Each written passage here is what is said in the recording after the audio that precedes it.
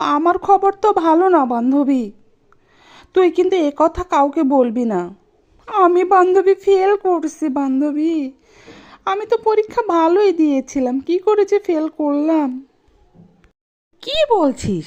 Fail করছিস মানে?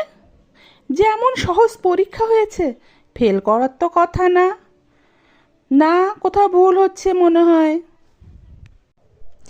ভুল হলে তো আমার থেকে খুশি আর কেউ হতো না বান্ধবী। আমার এত মন খারাপ বান্ধবী, তোকে বলে বোঝাতে পারবো না। আচ্ছা, মন খারাপ করিস না। তো কয়টা সাবজেক্টে ফেল করছিস বান্ধবী? সে কথা আমি বলতে পারবো না।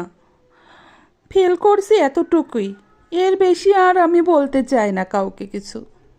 কয়টা সাবজেক্টে ফেল করছিস এটা আমাকে একটু বললে কি হয়? বলতে পারি এক শর্তে। তুই কিন্তু কাউকে বলতে পারবি না যে আমি 5টা সাবজেক্টে ফেল করছি।